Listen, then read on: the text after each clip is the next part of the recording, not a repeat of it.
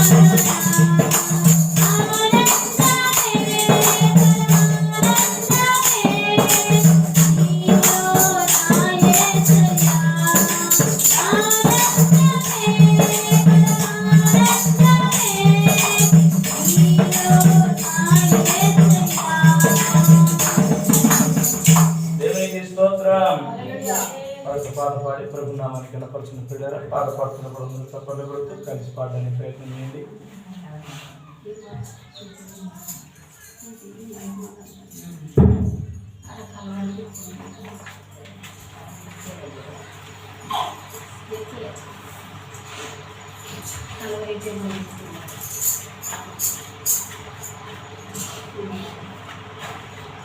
స్తుతియు మహిమ ఘనత నీకే యుగ యుగముల వరకు ఎంతో నమ్మదగిన దేవా ఎంతో నమ్మదగిన దేవా మా దేవుడవై మా కీర్తివి ఎంతో గొప్ప శుభదినము మా దేవుడవై